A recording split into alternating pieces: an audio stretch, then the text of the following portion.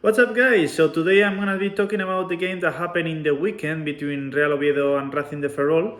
Real Oviedo came from a tie against Eibar in a very tough game that casually was a goal from the goalkeeper. That, as an anecdote, it happened again this weekend. Zaragoza goalkeeper scored to tie the game 2-2 in the end, which was a very good result for them. But coming back to the topic, Real Oviedo came from that tie with also the new manager Paunovic that has been helping the team and getting a little bit more performances from players that we weren't seeing as much. And Racing de Ferrol was coming from a very, very bad streak. They are actually pretty close to get relegated and pretty close to follow Cartagena, that is a team that already got relegated in this match day. And focusing more in the game, we see the lineups and we didn't find many changes.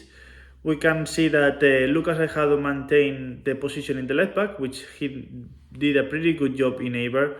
Oyerluen was well maintained the position in the centre back, and then we see changes on Cazorla playing in that number 10 position alongside Alemão, and then we had Sebas Moyano playing on the left and Seoane kind of played on the right hand side. It was a back and forth between Seoane and Cazorla playing in the number 10 and playing in the side, and it actually worked out pretty well in the first few minutes because Oviedo was trying to find that spot between the centre back and the left back in this case, and was finding Seoane a lot of times in that area, but didn't really make a lot of advancements out of it, rather than just crosses that Alemão couldn't transform. And going to the game, the first half was pretty difficult for Oviedo, in my opinion. We were all expecting an easier game for Oviedo because, Racing de Ferrol has been struggling throughout the whole season. So playing a game at home that it was like the 99th birthday for Oviedo, in theory would have been a little bit easier, and knowing that you have Cazorla in the field, Colombato, Seoane, that you can propose a little bit more football that you normally do. It didn't work out as they wanted because Racing de Ferrol really played a very good first half, in my opinion. Obviously, defensively wise, they didn't really attack much, but Real Oviedo didn't have the chances, didn't have the courage to go forward and to try to play in the lines, I would say, because when you have a very thick defensive or solid defensive line, you need to find the spaces in the sides, and when you have players like Seoane or players like Sebas Moyano, they will tend to go more into the middle when there is more crowded space, and obviously that will make it more difficult.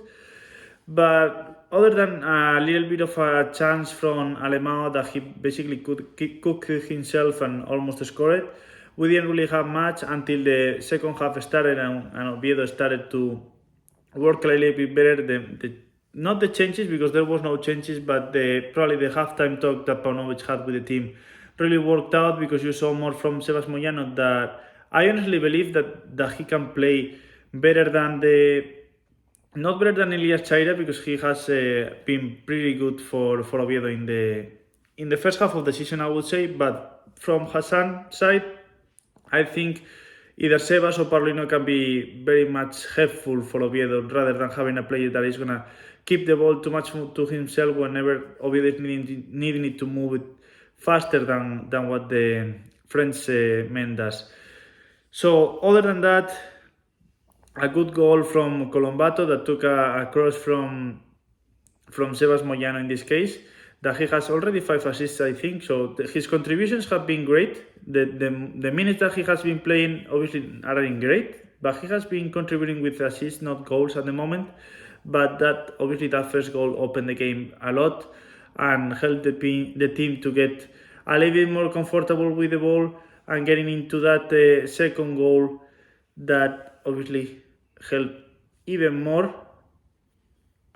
And the second goal that came again from another cross from the left. In this case, it went all the way to the other side, that ended up with Nacho Vidal scoring the goal. And that basically put the finish to the game. I didn't think that Racing de Ferrol was going to be able to come back to it, because they didn't create much into Aaron Escandel's hands. He only had some to catch some balls, but other than that, nothing great that he has to be like the man of the match that he has been in some of the games, because he did really help Real Oviedo in a lot of games to get some points and even to get a win. And then the third goal, which is probably the most important one out of the three, is the goal that Fede Viñas scored, the Uruguayan striker that has been struggling to get minutes, to get performances, and we all are seeing that he has the capabilities to be a great striker, and he is obviously being warned by teams that play the Champions League. So it tells you that there is something in the player that can be really useful for Oviedo, and getting him to score a goal and to get confident and to start being more of a protagonist in Real Oviedo's trajectory in the second division will hopefully be meaning that Real Oviedo will be a first division team, because the potential that this guy has is probably above of every other player that there is on the team.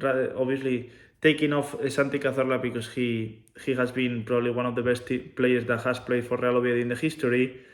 But Fede Viñas alongside Alemão can be a very, very complicated duo for the defenders in general. They know how to play with each other. They both have different qualities. Alemão can be more physical, and Fede Viñas has the power to be more physical, but also trying to play as the number 9, 10-ish, like the Benzema that you would say. And I do think it can be very useful because of what we have seen from him in the past. And with a goal, the confidence is going to be through the roof, and this guy has the power to make something happen. So overall, a really good win for Oviedo. Is already 7 out of 9 points with Paunovic, makes them be right now in the 5th position, a little bit closer to also the direct promotion. That is probably the aim that all the players have, because they don't want to go again through the players that they had to go last year, and it obviously will make it a lot easier. But it's a good start.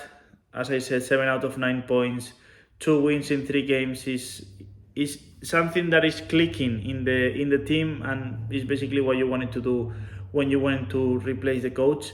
And I think they have been doing pretty good job, in my opinion, not changing much in the way that they play, because I don't see that there is drastic changes, but putting the players that you're seeing, like Sebas Moñano, like Lucas Delgado, unlucky that he has get injured, and I think it's going to be for around a month. So Pomares probably will have to be joining the starting 11, but the Oyer has been playing great.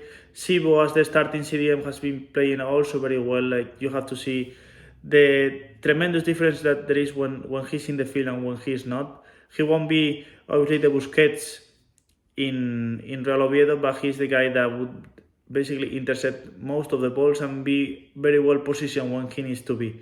And then when you need to have Seoane, Colombato and Cazorla in the field to be successful, because that's what Real Oviedo made them successful last year, having those 3 guys play together and having Alemão scoring goals. And then when you have Fede Viñas getting more confident, even putting him in will be great. But Elias Chaira hopefully comes back soon, but if not, you have Sebas Moyano that has been doing great, and Paulino as well. And in my opinion, I think Hassan does a lot of good things, but sometimes he takes too much time on the ball, and that basically damages the potential danger that Oviedo can do into the rival, because he's basically trying to get a lot of defenders by himself, and he wouldn't pass the ball. Like, for example, when you put Lamine Yamal, he does the same thing, but when he finds Lewandowski or when he finds Rafinha, he's always looking for the right timing. And obviously you are not going to have a Lamine Yamal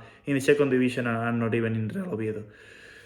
But in my opinion, as I said before, very good game and very good feelings that I have for this Real Oviedo team. And I think it's the right timing for this to happen, because you have 7 games to go until the playoffs, and you are very close to the direct promotion. That if you are able to get to that second position, it'll be a very, very crazy day for the city.